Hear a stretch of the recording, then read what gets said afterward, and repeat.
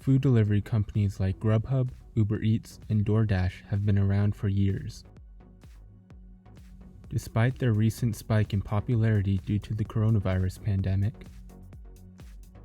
there is a huge debate over whether or not these services are hurting the restaurant industry more than helping it. They seek to provide restaurants with the ability to deliver their food to customers if they do not already have an in-house service set up. It is essentially increasing the number of opportunities restaurants have to get their food to customers. However, many argue that this service is disconnecting customers from the restaurant, as they are not interacting directly with them, but rather through a third-party app. Owners can no longer build relationships with their customers and provide a great dining experience because control is taken out of their hands.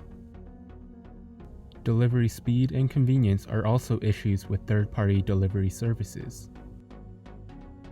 Restaurant hour and menu changes that aren't reflected in third-party apps can delay your delivery or prevent it altogether. Internal ordering online through a restaurant's website can help reduce these problems and improve a customer's overall experience. Furthermore, the high commission fees that delivery services charge, ranging from 20 to as high as 40% of app-generated revenue, are hurting small, locally owned restaurants. These restaurants operate on small profit margins and do not have the capacity or the funds to cover such high fees. So why are restaurants using these services if they cannot afford it? Well, the growing popularity of getting your food delivered leaves restaurants without a choice. If you don't have online delivery, then you will gradually become more irrelevant, especially in urban areas where competition is high. You are essentially trapped in an unstable, unsuitable business model. New York and other state governments have moved to temporarily lower commission rates during the pandemic. But executives argued that this only serves to hurt the industry that is currently giving restaurants a lifeline. Still, some believe that delivery apps aren't necessarily evil and lead to new opportunities for businesses. Their services have led to the creation of virtual restaurants, or ghost kitchens. These are restaurants without a storefront that operate solely for delivery, therefore reducing labor and operating expenses. UberEats uses sales data from different communities to determine unmet demands for particular cuisines in certain areas, and then approach restaurant owners about creating a digital kitchen selling this type of food. And a former Uber executive has even gone ahead and set up cloud kitchens, a service that helps clients create their own commercial kitchens optimized for delivery.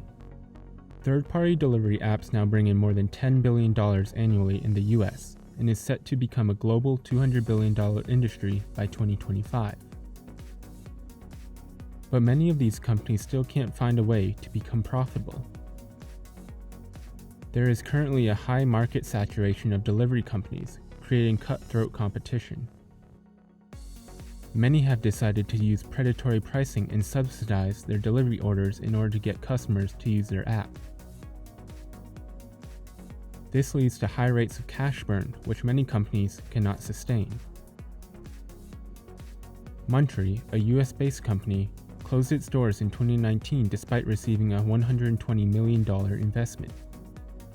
Even the proposed Amazon restaurants shut down its operations because of the intense competition and its inability to penetrate the US market.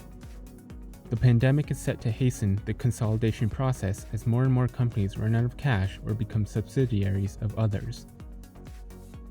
As the food delivery industry continues to evolve, it will become cheaper, faster, and more efficient to have food delivered to your door, especially with continued development of drones and autonomous vehicles. People will stop having to sweat it out in their own kitchens and will be able to order high-quality food from the comfort of their own home. Although these services are hurting small independent eateries, it doesn't look like they will be going away anytime soon.